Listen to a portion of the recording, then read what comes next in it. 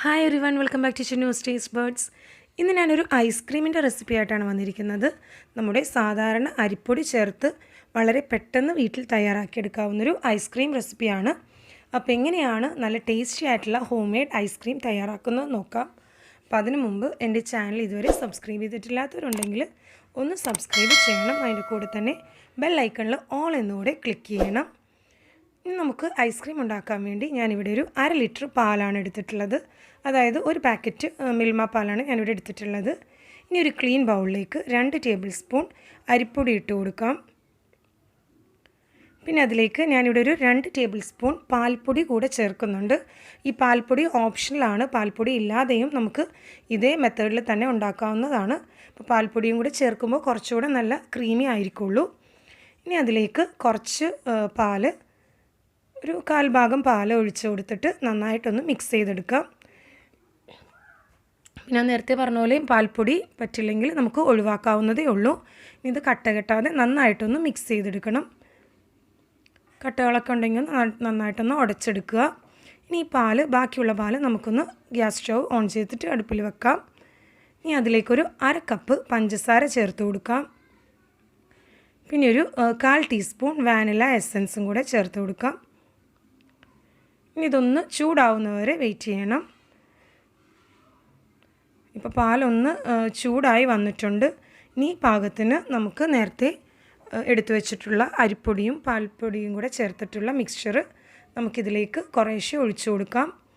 അപ്പോൾ ഒഴിച്ചു കൊടുക്കുമ്പോൾ ശ്രദ്ധിക്കേണ്ടത് ഫ്ലെയിം ലോ ആക്കി വെച്ചതിന് ശേഷം വേണം ഇത് ഒഴിച്ച് നന്നായിട്ട് മിക്സ് ചെയ്തെടുക്കാനായിട്ട്. കാര്യം അരിപ്പൊടി ചേർക്കുമ്പോൾ തന്നെ പെട്ടെന്ന് നമ്മുടെ ഈ മിൽക്ക് കുറുകി വരും. അപ്പോൾ ലോ ഫ്ലെയിമിൽ വെച്ച് കുക്ക് ചെയ്യാൻ ശ്രദ്ധിക്കുക. ഇനി ഇതിലേക്കൊരു ഫ്ലേവറിന് വേണ്ടി ഞാനിവിടെ കുറച്ച് സ്ട്രോബെറി മിക്സും കൂടെ ചേർത്ത് കൊടുക്കുന്നുണ്ട്. അതും ഓപ്ഷണലാണ്. ഇപ്പോൾ സ്ട്രോബെറി മിക്സ് ഇല്ലാതെ ഈ ഒരു വാനില എസൻസിൻ്റെ ആ ഒരു ഫ്ലേവർ കൊണ്ട് മാത്രമാണെങ്കിലും ഈ ഐസ്ക്രീം തയ്യാറാക്കാവുന്നതേ ഉള്ളൂ. കുറച്ചുകൂടെ ഒരു കളർഫുൾ ആവാൻ വേണ്ടി ഞാൻ സ്ട്രോബെറി എസൻസും കൂടെ ചേർത്തുന്നേ ഉള്ളൂ. അപ്പോൾ നിങ്ങൾക്ക് വേണമെങ്കിൽ ഈ മിൽക്ക് പൗഡറും സ്ട്രോബെറി എസൻസും ക്യാൻസൽ ചെയ്യാവുന്നതാണ്. അരിപ്പൊടിയും പാലും പഞ്ചസാരയും മാത്രം ചേർത്തിട്ടാണെങ്കിലും നമുക്കിത് ഇതേ മെത്തേഡിൽ തന്നെ ഉണ്ടാക്കാവുന്നതാണ്. ഇത് നന്നായിട്ടൊന്ന് ലോ ഫ്ലെയിമിലിട്ടൊന്ന് കുക്ക് ചെയ്തെടുക്കണം. അപ്പോൾ ഫ്ലെയിം ഹൈ ആയാൽ ഞാൻ എപ്പോഴും പറയുന്ന പോലെ അടി പിടിക്കും. അപ്പോൾ അതുകൊണ്ട് ലോ ഫ്ലെയിമിൽ കുക്ക് ചെയ്യാൻ ശ്രദ്ധിക്കുക. ഇപ്പോൾ തന്നെ ഇത് ഏകദേശം ഒന്ന് നന്നായിട്ടൊന്ന് കുറുകി വരുന്നുണ്ട്. നല്ലൊരു ഒരുവിധം തിക്കായി വരുന്നുണ്ട്. ഇത് ഒരുപാട് കുറുകി കിട്ടേണ്ട ആവശ്യമൊന്നുമില്ല.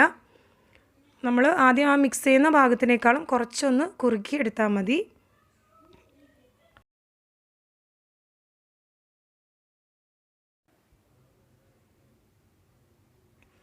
അപ്പോൾ ഈ ഒരു പാകത്തിന് നമുക്ക് കുറുകി കിട്ടിയാൽ മതി.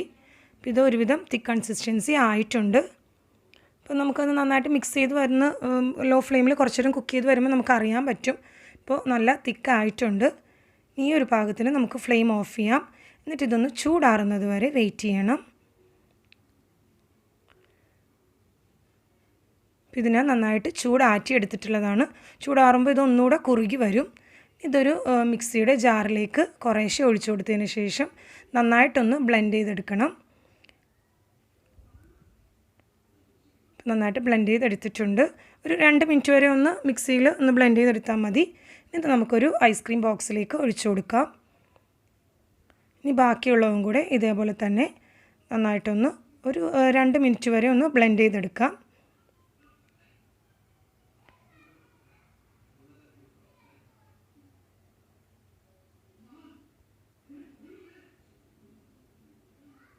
അപ്പോൾ നമ്മുടെ ഐസ്ക്രീം മിക്സ്ചർ തയ്യാറായിട്ടുണ്ട്. ഇനി നമുക്ക് ഫ്രീസറിൽ വെച്ച് ഒരു 10 മണിക്കൂറെങ്കിലും ഫ്രീസറിൽ വെച്ച് സെറ്റാക്കി എടുക്കണം. അല്ലെങ്കിൽ രാത്രിയാണ് വെക്കുന്നതെങ്കിൽ രാവിലെ എടുക്കാവുന്നതാണ്. ഇത് ഞാൻ തലേ ദിവസം രാത്രി ഫ്രീസ് ചെയ്തതിന് ശേഷം പിറ്റേ ദിവസം എടുത്തിട്ടുള്ളതാണ്. നമ്മുടെ ഐസ്ക്രീം നന്നായിട്ട് സെറ്റായി വന്നിട്ടുണ്ട്. ഇനി ഇത് നമുക്ക് ഒരു ബൗളിലേക്ക് സെറ്റ് ചെയ്യാം. നല്ല ടേസ്റ്റി ആയിട്ടുള്ള ഐസ്ക്രീം റെഡി ആയിട്ടുണ്ട്. അപ്പോൾ എല്ലാവരും ട്രൈ ചെയ്ത് നോക്കണം.